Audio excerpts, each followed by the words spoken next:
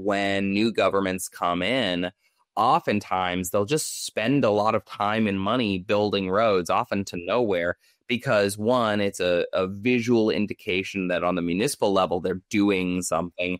But two, it artificially oftentimes spikes the foreign direct investment in developing countries. When you have transparency that only looks at the things that are going wrong, well, of course, everybody's going to not trust these organizations.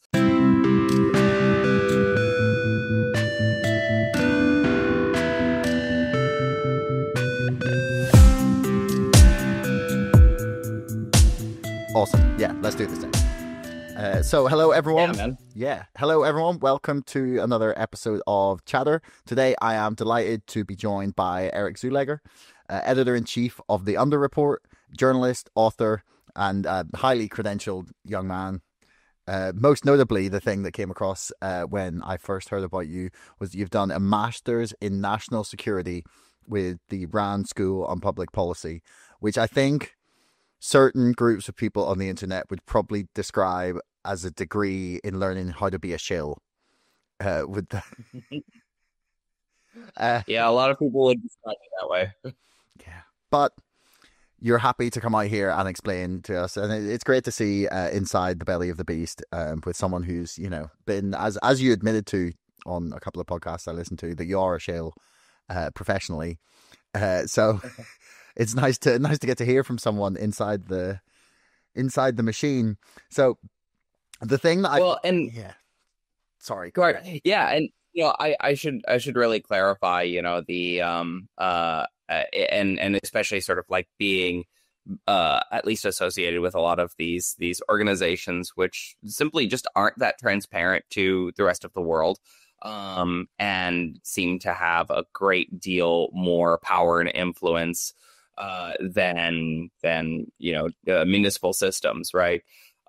So I can talk a little bit about my journey to getting to be a part of the Rand School of Public Policy and you know, why I sought that out in the first place.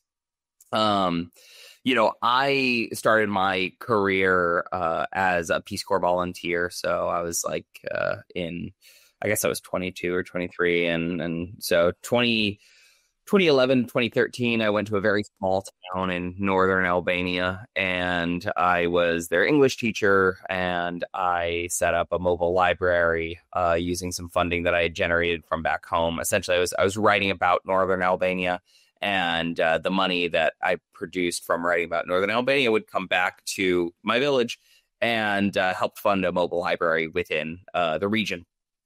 And so, you know, at that point, I realized that writing was actually something that you could do to not only connect people who had no reason to know about each other's lives, but also to generate some capital to give them a hand. And so that was sort of like when I realized, like, oh, you know, you can be more useful as a writer than, you know, trying to sell a screenplay. And not that I would hate to sell a screenplay, I just haven't, and I'm not good at screenwriting. So I was like, well, you know, I should probably keep doing that. And I went and became a journalist. So I was running around mostly Eastern Europe and some parts of the Middle East and Africa for, good, you know, 5 years or so, freelancing for various organizations. And, you know, I realized how different the story on the ground was versus the story that we read in the newspaper. And I saw a lot of the output of American foreign policy specifically. And I really just found myself wondering how those decisions were being made. You know, one place that I think was the clearest example of this was I was living in northern Iraq in Iraqi Kurdistan around 2016 to 2000. No, it would have been 2016. And so there are these large walls that are sort of honeycomb through a lot of Iraq, and they are, you know, blast walls. So if you've ever been to maybe Belfast and you've seen the barriers, the barriers between. Oh, you're from Belfast. Okay, so you know the falls well. So, you've seen the way that these walls sort of divide a city. And I think a lot of good journalism really just comes from asking the question, why is that there? And so I started looking into the walls. And as it turns out, some people were calling them freedom walls, which, anytime the United States starts attaching the word freedom to something, like, you should be fairly wary. And some people were calling them Bremer barriers because the dude who was in charge of essentially the running of Iraq for a period of time post the American incursion was a guy named Bremer. And he was like, okay, well, to stop sectarian violence, we just need to put up some walls and that'll make it harder for people to do sectarian violence. Now, obviously, like, we as reasonable people talking about this know that walls are like largely gestural and potentially a really blunt tool for solving an incredibly intricate problem. And so I'm left there standing in northern Iraq, scratching my head as to why this policy was taken. And now at the same time, the Kurdish referendum on independence was happening. And I was covering it as a journalist, and I was working on a book that revolved around the Kurdish referendum on independence. And there was a lot of belief in the country at the time that American support would sort of swing in last minute because, of course, the U.S. had supported the Kurds during the rise of the Islamic State between 2013 and like 2016-17. Because we wanted their help in fighting back the rise of the Islamic State. But part and parcel to that was arming them.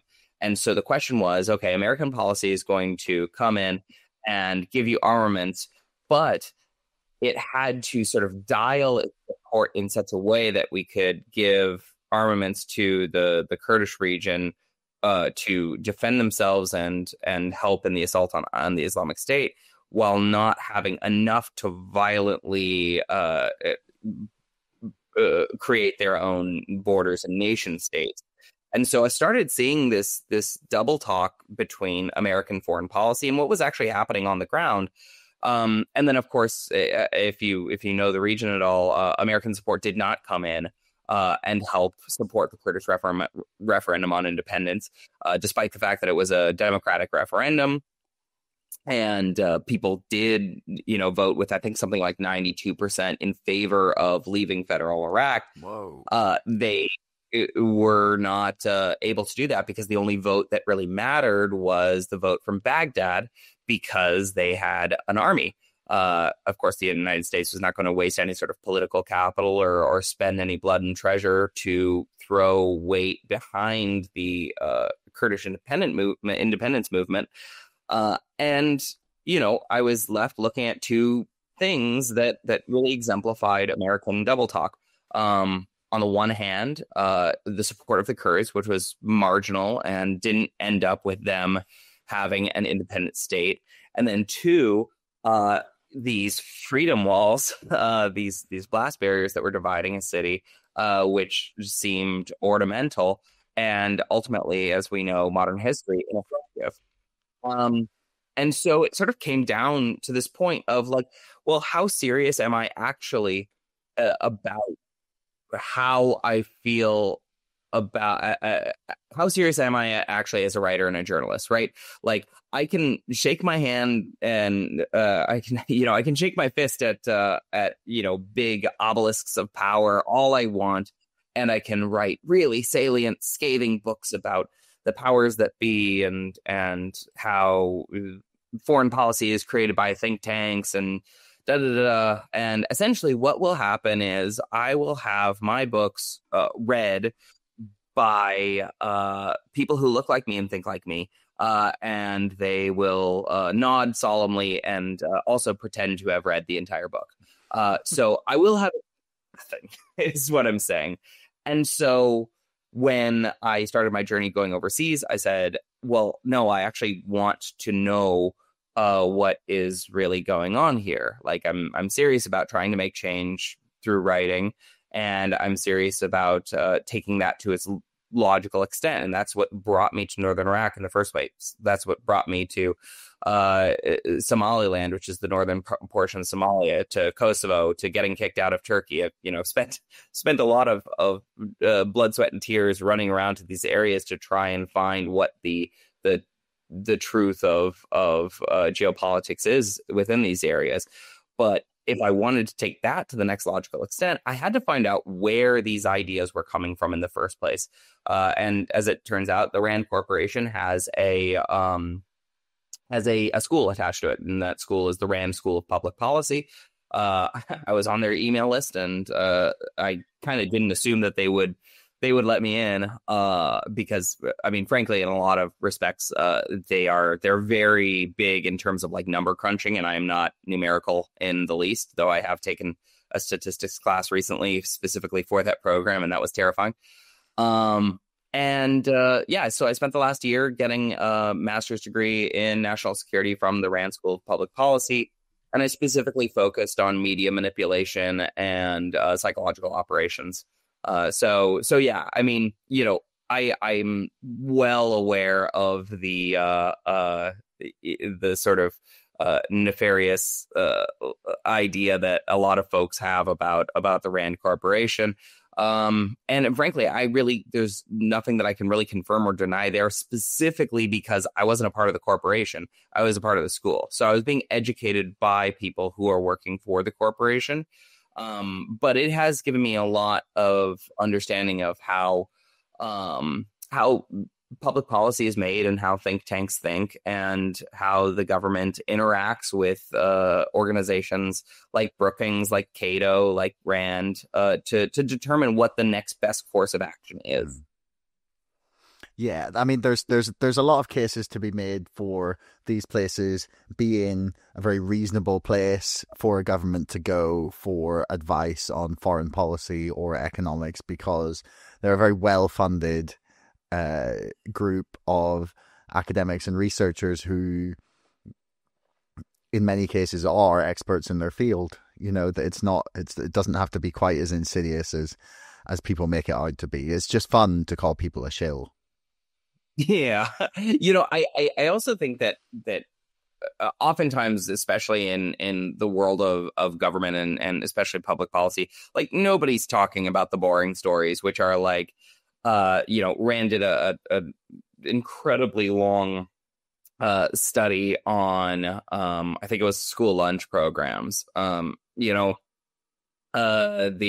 did a sort of landmark study on single payer healthcare systems for the United States. They do sociological studies on, basically city planning. So there are certainly, there is a big defense portion of the clientele of the RAND Corporation and of many different think tanks.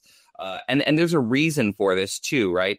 So there needs to be a certain amount of like intellectual consistency in terms of like the decision-making apparatus of the United States.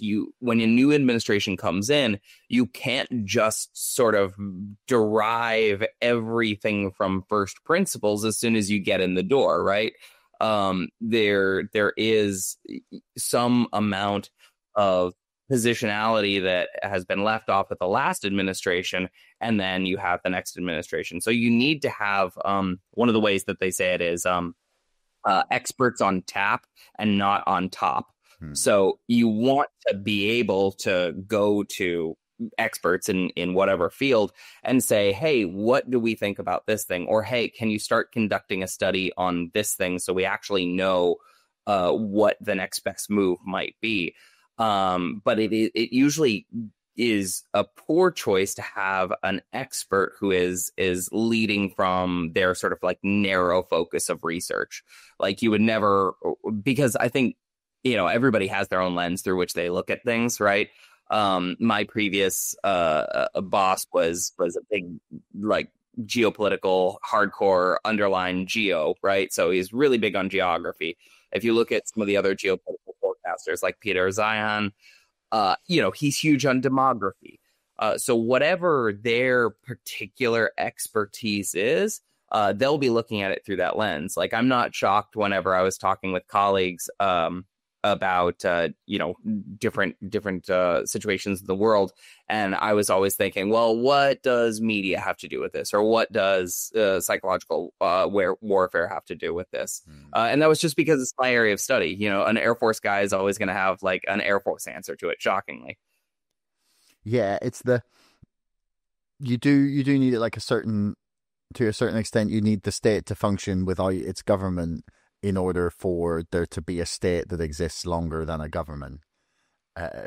Yeah, and I think that's where, and I think that's where people are rightfully wary, right? There's the there are concerns that I think are oftentimes pointing to really fantastic things that should be discussed. Like, I hesitate to use the word deep state, but for the that's what I wrote down. Yeah, I said that this segment should be called "Why We Need the Deep State." There you go. But for the purposes of this interview, it's like, what you're talking about is you're talking about an unelected set of bureaucrats and technocrats that are specifically like burrowed into the apparatus of policymaking within a governmental organization. I believe in democracy, so I think that the people who are making the decisions for a country should be elected, and I think they should be representing the will of the people. I think that hopefully most Americans are really stoked about that idea. But I believe that there is, there's harm that can come from the fact that unelected technocrats have individual and private interests that can be helped along by their interaction with government. So, typically the think tank structure is done on a not-for-profit basis, and it's specifically because of this conflict of interest.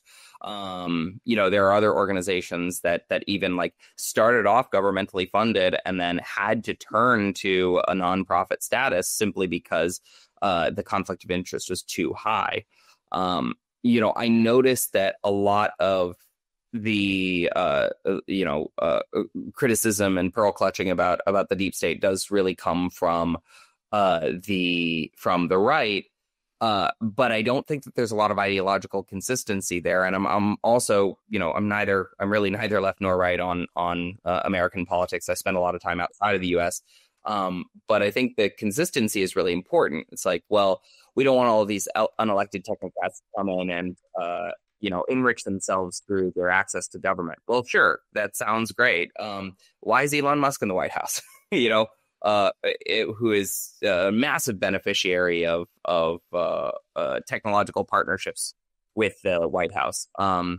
So if you're gonna fight for a principle, the principle has to flow both ways. Otherwise, you're just you're fighting for a team and you're not fighting for the system.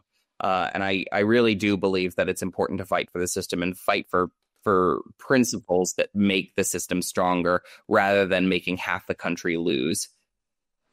Yeah, I mean that's a beautiful thing that hopefully that's what it'd be much simpler if that's what everybody wanted. I mean it would be great, yeah. But there's a lot of reasons we can't have nice things. Yeah. But I'm also fairly positive and optimistic about these things. Like democracy is a messy system. It's deeply imperfect, but it is it's more robust system, I think, than an autocracy. And the reason is because it incentivizes individuals to call out what is going wrong on the local level and to make sure that is moved up the chain until a policy is changed. I think that's a wonderful thing. I used to be when I started out as a journalist, I was a local journalist in Redondo Beach, California. And I covered, I think the first story I covered there was the closing of a yarn shop. So really hard-hitting stories were coming across my desk that I just had to blow the lid off of.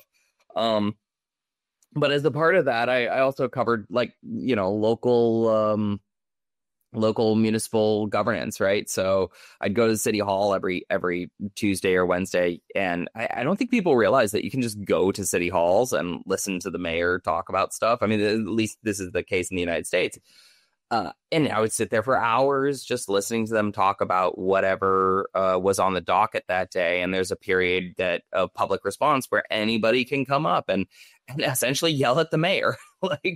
And people did, and people were very passionate about it. And, it's some really small issues to very large issues, but more often than not, it was like, well, hey, we really need a stop sign here, or hey, we need to do a study about whether or not the speed bumps are effective.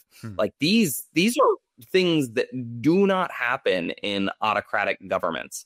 And it's something that is almost too boring to cherish, but I think we should cherish. Right? Yeah. No, it is.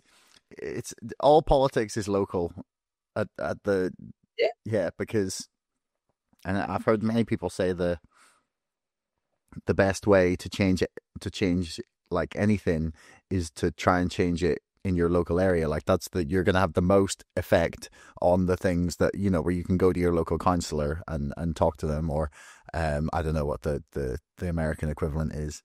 But you have, as you pointed out, there's these institutions that need to live longer than governments. Like the UK civil service. I don't know if do you know there's a series from I think it was the 1970s or 80s. It's called Yes Minister and then Yes Prime Minister. Yeah, I've heard of it before, and it's been referenced by some of my English friends before, but I never actually seen it. If you enjoy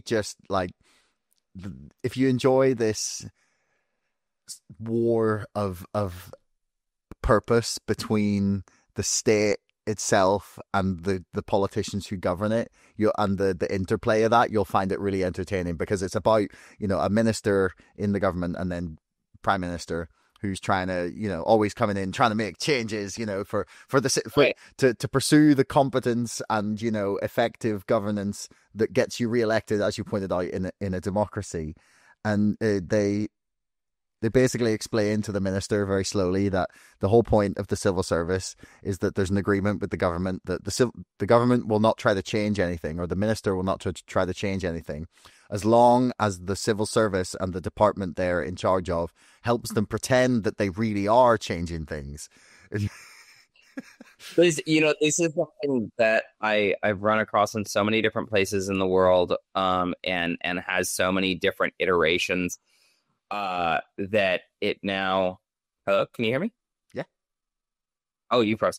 So I run into this exact thing in a lot of different places in the world. And it always has a sort of local flavor to what it looks like. But it's also become this huge pet peeve of mine, which is the idea of working very hard to look like you're being effective rather than being effective. Because one is frankly a media move, whereas the other takes some deep thinking and some long-term planning. So I'll give you a couple examples of this. In developing countries, I spent a lot of time in Kosovo and certainly in Albania. But I was talking with a friend of mine, and she said something along the lines of, "Oh, well, the roads are getting paved, because there's an election coming up." And I'm like, those things seem somewhat incongruous to me. Why are the roads getting paved an indication an election's coming up? She's like, "Oh, well, they want to be able to point to the road and say, we just paved your road, so, vote for us." Of course, they've done nothing throughout the entire time. But, if you smell some fresh asphalt and there are less potholes, then suddenly it looks like they've done something. And as it turns out, this is actually a fairly common move amongst governments that just want to appear effective. In fact, it's so common that when new governments come in, oftentimes they'll just spend a lot of time and money building roads, often to nowhere, because one, it's a visual indication that on the municipal level, they're doing something. But two, it artificially oftentimes spikes the foreign direct investment in developing countries, and that's because large machines have to come in from other countries, and they can count that as foreign direct investment. So, if you're building a road in Kosovo, you say, hey, there are these Turkish heavy equipment and workers that have come in, and we can count this as foreign direct investment. So it optically looks like a lot is going on, but at the end of the day, did that investment actually lead to a longer term flourishing of the country? I don't know. I don't think so. Roads are nice, but a functioning economy and a great education system and healthcare system, things which are harder to make and things that take a lot longer to make effectively, usually benefit a society much more than fresh asphalt does. But I mean, we even see this these gestures in the States too. Like, I think that you can make the argument that the military parade is that kind of thing, that it was this gestural thing that appeared to be aimed at showing American force or American readiness. But you still have a good deal of black mold in barracks at army bases across the U.S. So it's like, well, do you want to be effective or do you want to look like you're effective? Like, you can do both. Hopefully. But usually the things that make you more effective are pretty boring. I'm a big fan of like boring policies. Like, yeah, get the black mold out of the barracks and make sure that U.S. soldiers don't have to be on food stamps or driving for Uber Eats while they're in their service. To me, I prefer that over military parades or just running around talking about lethality. But that's just me, Yeah, it's a poor allocation of resources in a lot of times, but it goes back to that thing that you said that we talked about, the illusion of strong governance and effective governance over what really matters. And I think it also links nicely into some of the institutions that people don't trust in the developing world anymore, namely like sort of more covert aspects of our military, of intelligence agencies. And you have talked a lot about fifth generational warfare. So this is what I wanted to spend a little bit of time talking about. So sure. Would you do me do me a favor and run through what are the 5 generations of warfare, because fifth generational warfare sounds, it's a fantastic term, but it might not be obvious to people what that actually means unless they've listened to you speak about this or someone else before. Yeah. For those of you keeping track at home, we're in the 5th generation of warfare, which has always been a part of warfare, to be clear. So it's not, it is more of a tip of the spear now than it has been in the past. But yeah, to run through the generations. So original first generation warfare is really any sort of organized violence that goes from this tribal level on up to when you are looking at like column movement techniques and mass organization of individuals to do organized violence for political means. So oftentimes people see the end of first generation warfare being the Macedonian conquest. So, you've got a highly mobile and organized army that is creating political goals through organized violence and has mass produced goods for them to do that. The second generation would be it would be more like Napoleon and almost up into the Revolutionary War. So now you have decisive battles.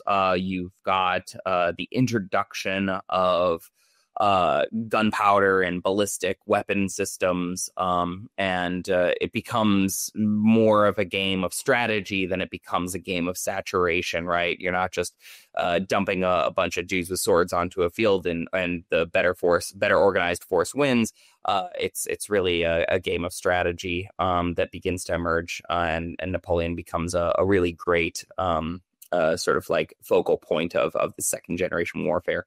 Third generation warfare, we're starting to get more industrialized, right? So we can think of the Blitzkrieg and more towards the end of World War II. Now we have mass-produced weapons, mass-produced soldiers too, and you have all of the strategy of second generation combined with all of the mechanized technology of third generation, and suddenly you can make really swift movements. So using airplanes and tanks, which were relatively new at the time.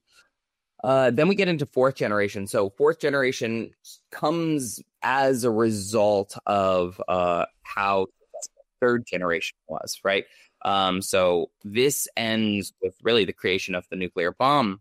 And suddenly we have these great powers that really can't go into direct conflict with one another, specifically because if one person drops a nuclear bomb, then everybody goes away and there's really no more generations of warfare because there's no more generations of people. So we have to go, because we can't solve our differences with words, obviously. We've got to go into fourth generation warfare, which is proxy battles and insurgent warfare. So you could think of the proxy wars of the Cold War as this fourth generation type of warfare, or you could also take that all the way up into the global war on terror. So now that leaves us with fifth generation warfare. We have Russian retrenchment. So there has essentially the Russian Federation has developed their armed forces to a point that they're able to expand outward and attempt to reclaim a good deal of the sphere of influence, which was previously occupied by the Soviet Union. So this is one of the reasons why we're seeing conflict in Ukraine. The gray zone effort of taking over Crimea. And then even some nods towards expanding into additional hinterlands.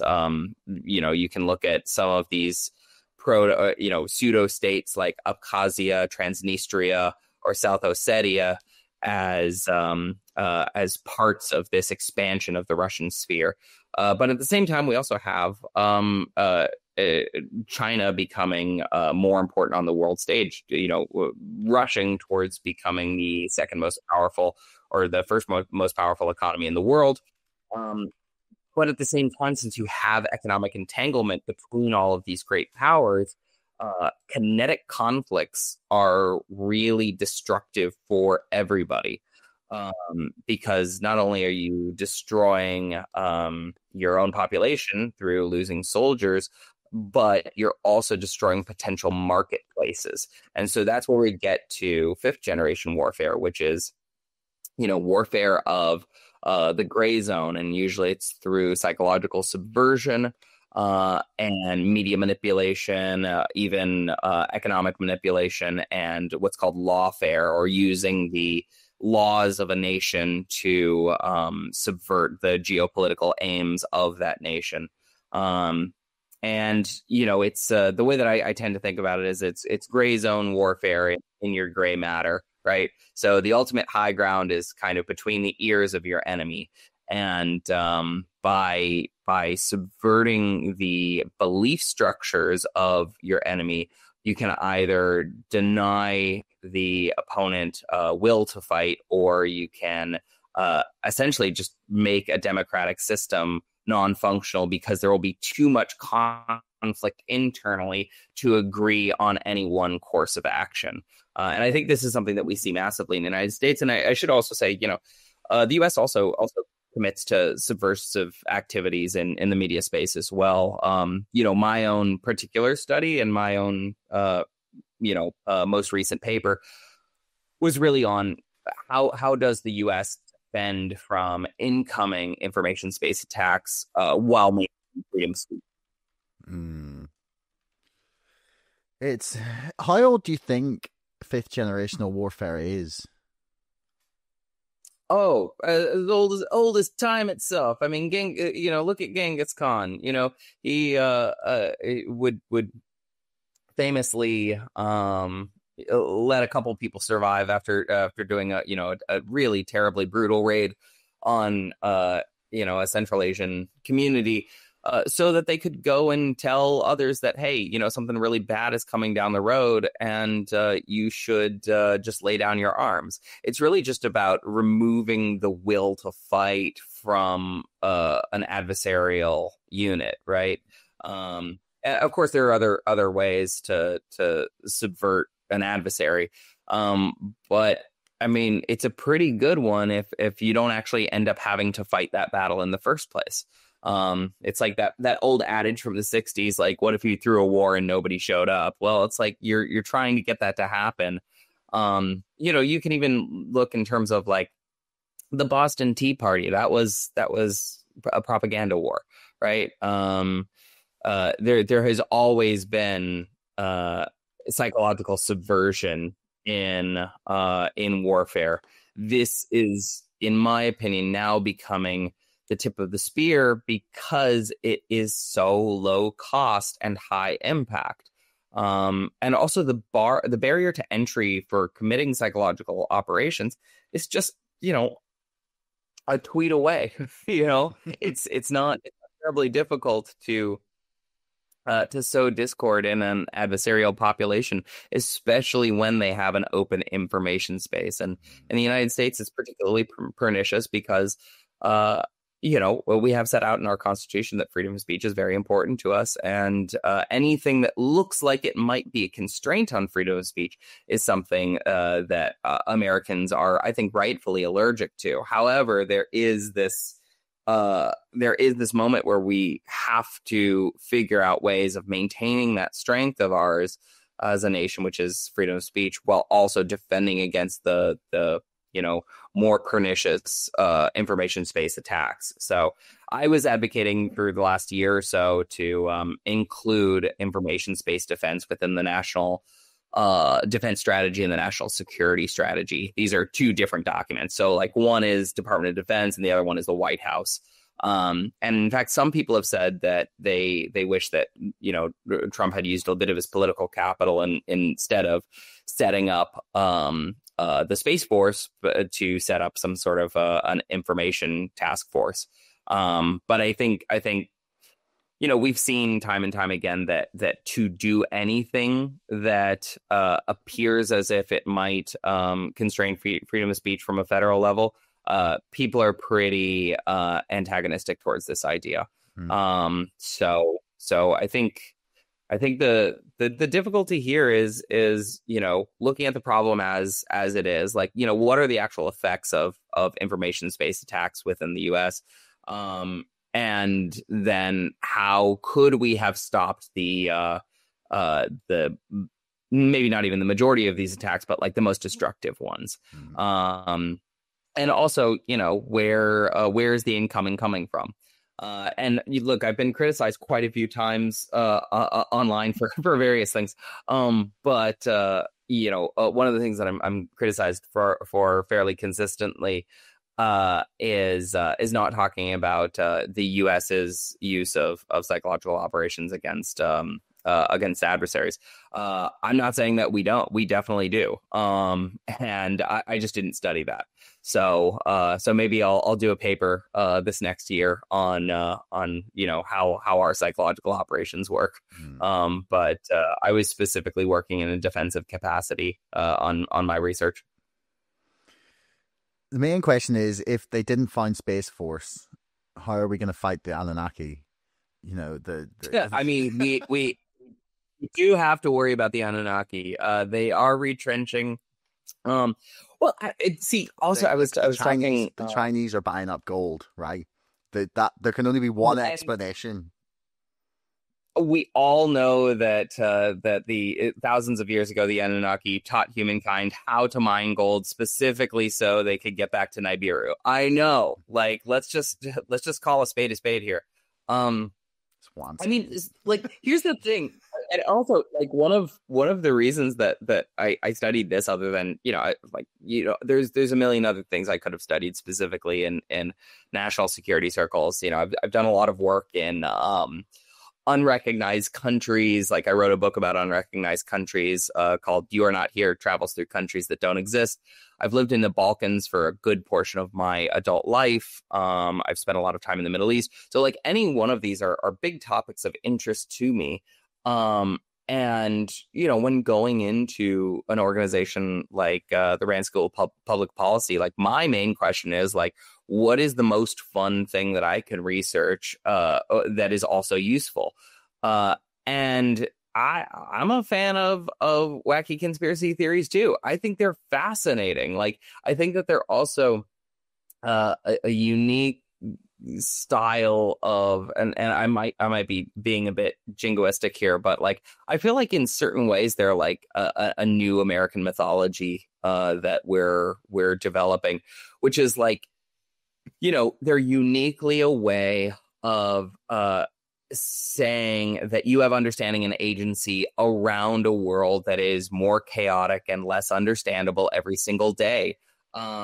I remember being in Rome one time, and the tour guide pointed out a statue and said, it's a statue of a god or something. And she said that the statue was covered in soot because it was struck by lightning at one point. And then the people there determined that because it was struck by lightning, then that statue was, cursed by Zeus or whoever. And so they had to bury it. So they buried it for 1,000 years because, lightning struck it. And therefore, we got to bury this thing. Makes sense. And yeah, using that sort of cultural taxonomy, that makes total sense. Using our cultural taxonomy where it's like, yeah, lightning strikes metal stuff. It doesn't make any sense at all. But for those people, I think it probably brought them a good deal of feeling of agency and understanding in a world that they didn't quite understand just yet.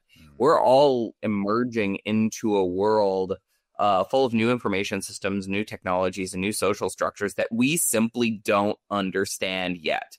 And that's okay. Like, the inventing of the printing press led to Europe murdering Europe for about 500 years just because people could print pamphlets. Like, what? Like, just because they translated the Bible, like, just because they created some wacko created a witch hunting manual, and then we got witch hunts. Okay, like we all have the same hardware that people from the 1600s had or the 1400s. We just probably have better teeth, which is great.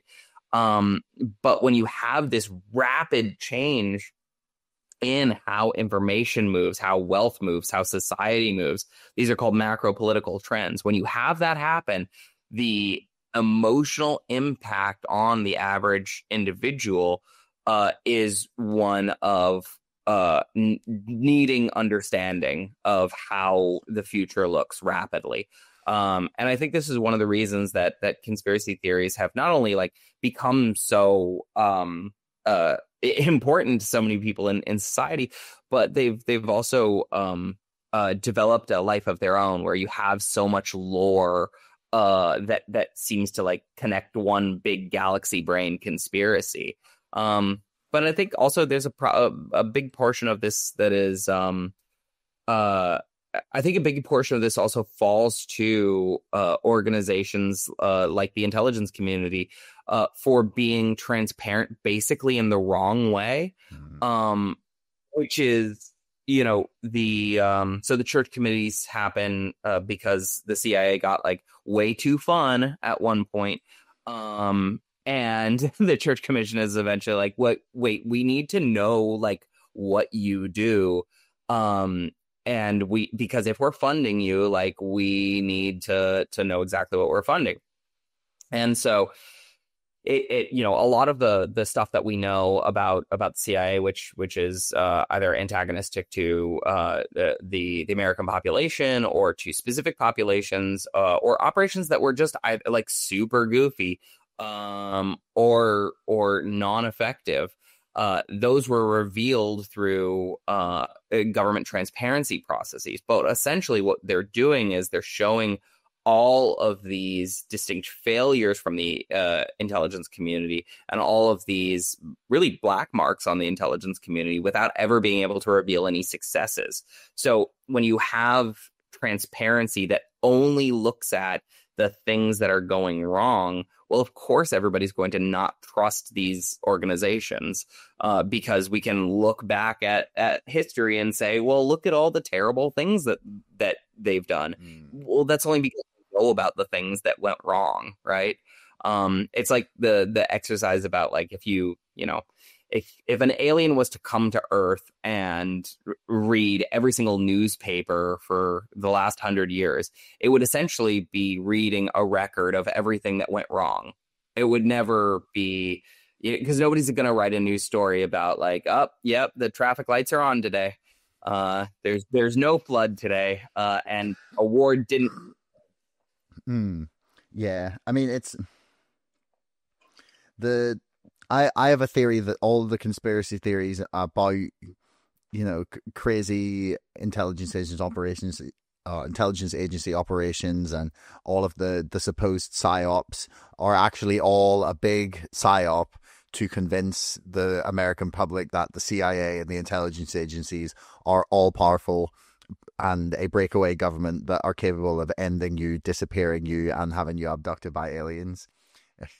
I mean, I think this is one that I could get closer to. I've had teachers who are in the CIA and friends who were officers.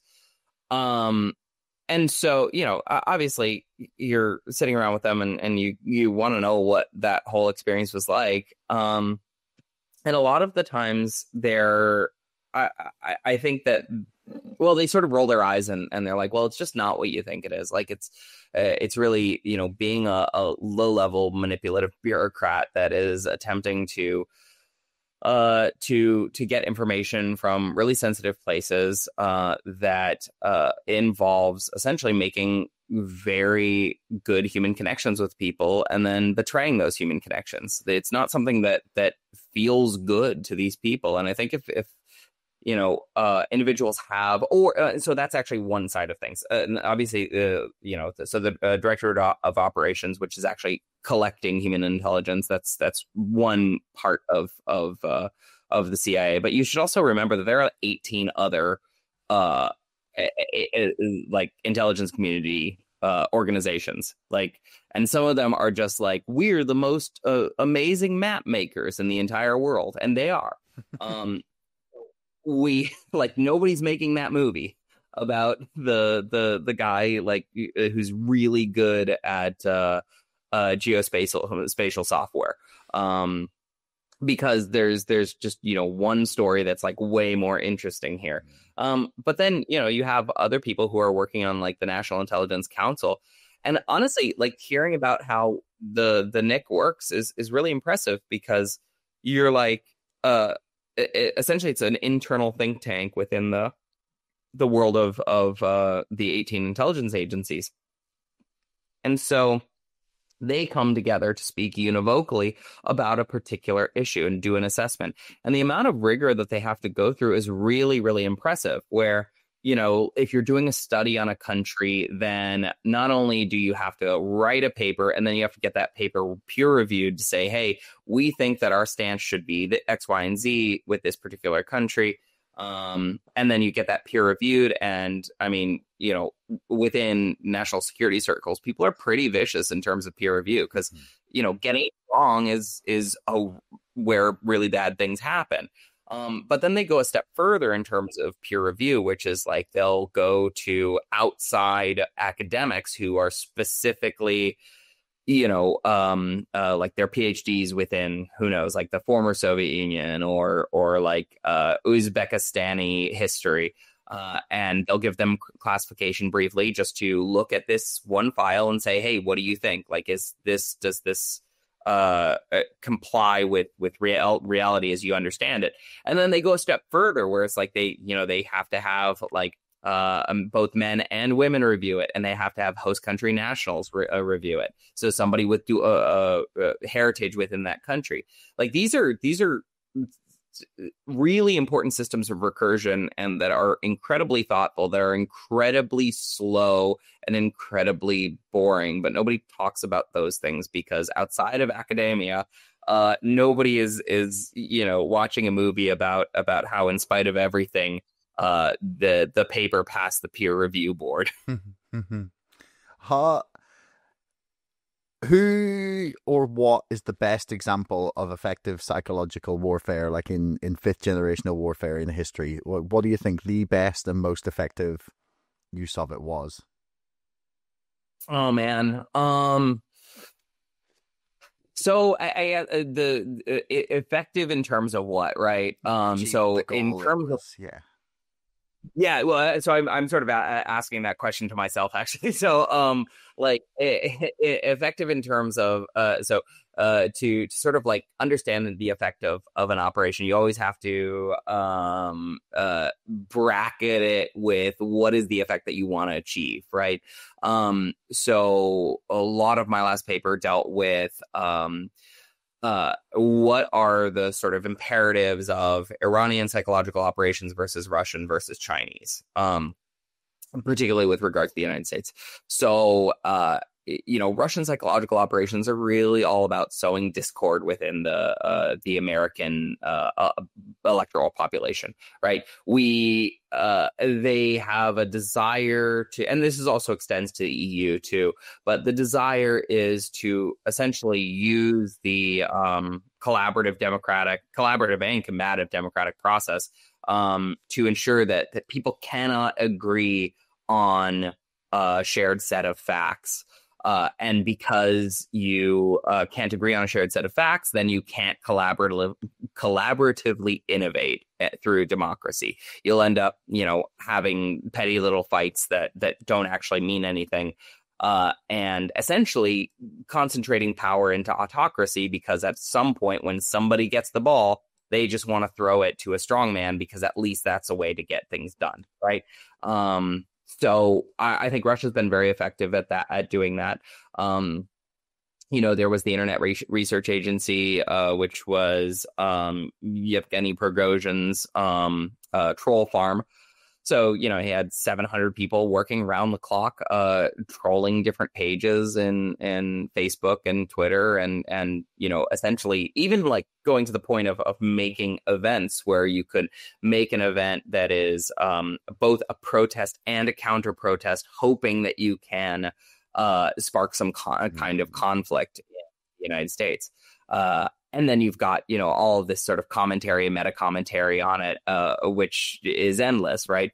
I was just in Los Angeles where the apparently we were under siege. But I grew up in Los Angeles. It looked like a protest and some car burnings that were just about as bad as whenever the Lakers win. But the meta commentary on that was, there are roving kill squads that are looking for Republicans and going to take over the city, and Bane is there, and none of that happened. But it's because there's no Republicans in California. They couldn't find any. Say again? There's no Republicans in California. They couldn't find any. Oh, honestly, there really are. No, I know the last election kind of showed it. There's a lot of yeah. It's I mean, I come back to the state. Obviously, this is the longest I've spent in the States for the last decade, but yeah, I'm always interested to sort of like see how allegiances have changed. But yeah, that meta commentary and that commentary, like, that can be inflamed and exacerbated by foreign actors, and it is all the time. I mean, if you look at the doppelganger operation, so this was not only creating websites that looked a lot like typical news websites, like, I don't know, Daily Mail or Yahoo News or whatever. But they were essentially echoing Russian talking points. So when somebody thought that they were reading a news agency that they specifically trusted, they were reading the doppelganger site, and that was a Russian website or a Russian website.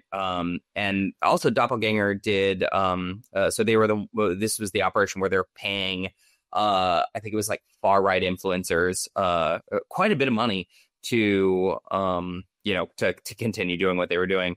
And I mean, from my point of view, and as somebody who studies these things, I'm like, that was a great idea. Like, it seemed to be really effective. It really sucks that this is how we have to solve our problems through, information-based combat. But like, this has a low cost. It has a high impact. This is a series of really smart moves when you don't have the economic or military firepower to project power around the entire globe. So this is one of the reasons that why Russia is so specifically good at this stuff, is because they don't have the ability to essentially move a battalion of soldiers around the world like the United States does. And it can be just as effective in terms of creating discord within an adversary system. China has similar processes, but they, I think, have a different interest, right? A good deal of the economic development of China has been based around their ability to sell to American markets. So it's not in the best interest of China to completely disrupt the American ecosystem.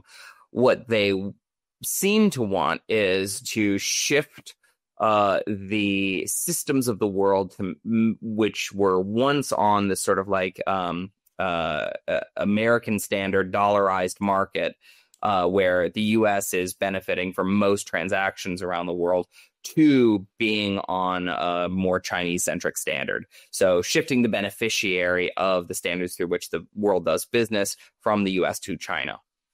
And so some parts of this look like, TikTok, look, I'm on TikTok. It's a great platform for talking about geopolitics. And it's the fact that it has become such a powerful system means that I have never found one that is more has a better network effect than this. And I am able to reach out to new readers on that.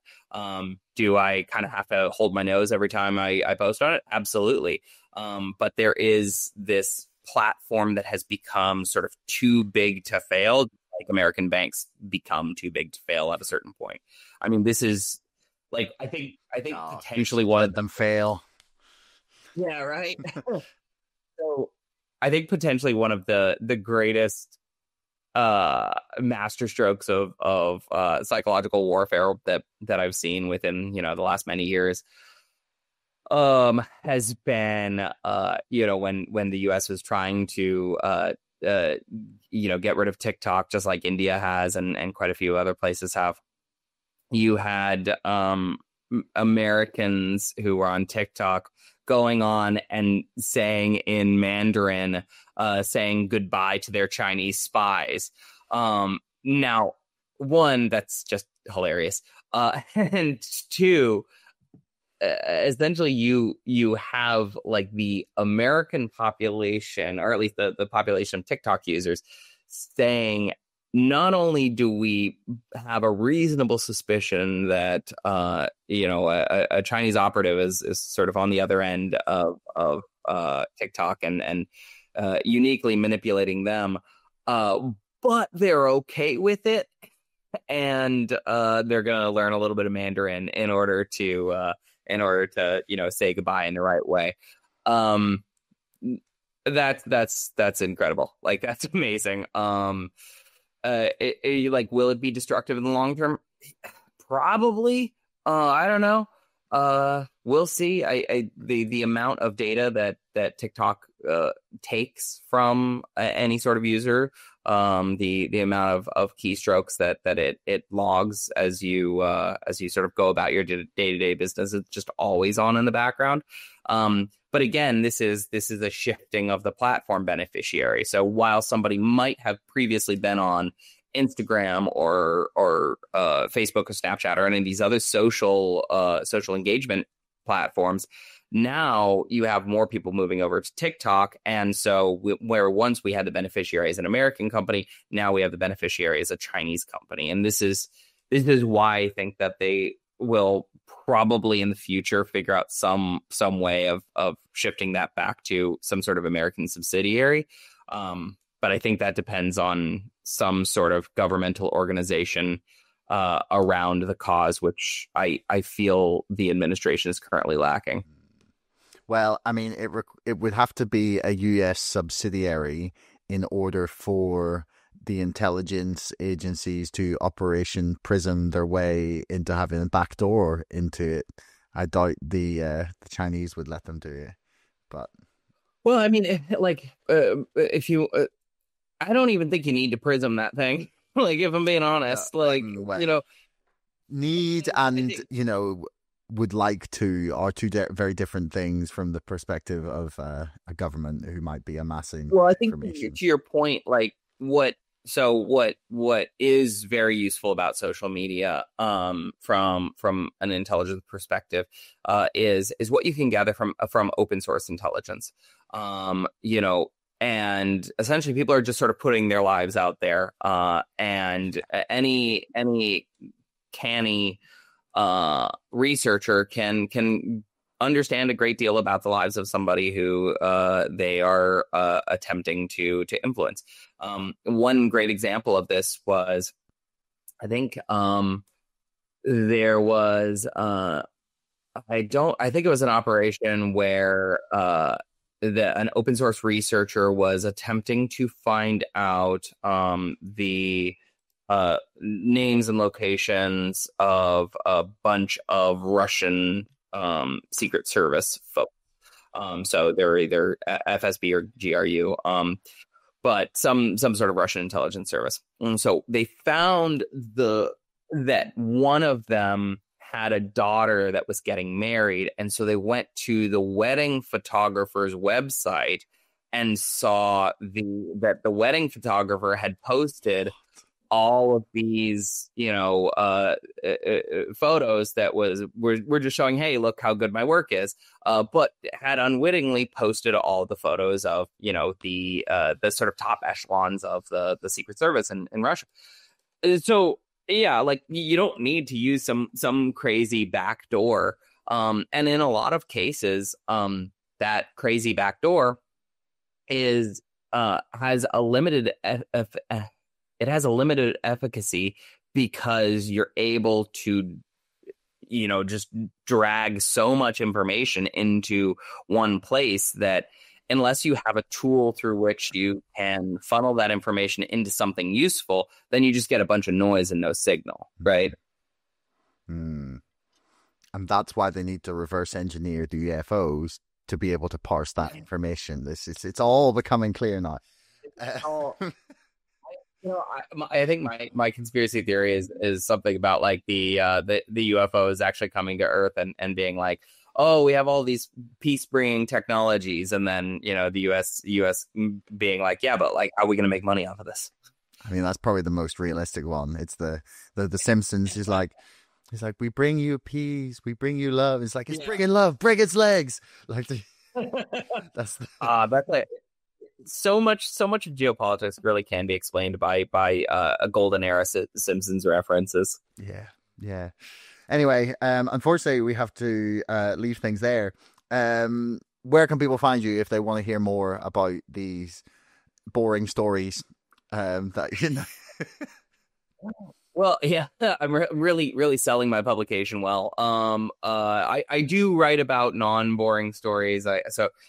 Every week, actually, I'm going to be launching one in like the next half an hour, or setting up my normal intelligence brief. You can come and subscribe to the Under Report. I'll give you the link for that. And so it's a free intelligence brief every week, and it's basically the top five stories that the mainstream isn't covering, and why they're important for the rest of the world to understand. And then I do a deep dive on one concept that is either going to move the world, or just is deeply important to understand, that isn't really getting covered by the mainstream. So I've covered everything from the importance of the Red Sea, to what are rare earths, to most recently I did a pretty long piece about how Russia is turning teenagers online into intelligence assets, and how this is actually something that we should look at as a national security threat, not only in the United States, but everywhere else. So yeah, come and check out the Under Report. That is full free for now. And if you get in under the wire, it'll be free for a good long period of time. Otherwise, you can reach out to me on Instagram. I'm at Czuleger, C as in cat, Z as in zebra, Uleger. I'm on Twitter. I don't do much there, but I'm on it, so you can get me there. You can check out my book, You Are Not Here, Travels Through Countries That Don't Exist, if you want to find out how I got banned from Turkey and accidentally became the ambassador to a country that doesn't exist. And my TikTok handle is at the Under Report. Wonderful. I will link everything I can from that in the description below. But yeah, so Eric, thanks so much for your time, man. It's been a pleasure. Thanks, Josh. Great to meet you. Real quick, do you ever find yourself sitting watching the stock market like this? Well, now you could instead be ordering my book like this. It's the story of GameStop. You can purchase it with a hoodie, with acknowledgements, or just with the early backers edition. It's all about the GameStop story. It's the real story, not just what you've seen on films. It's exactly what has happened over the last 3.5 years. And with DFE back, I'm finally able to draw a conclusion to my book. Please pre-order it. It really helps me out. And you will get it eventually, I promise. Hopefully this year.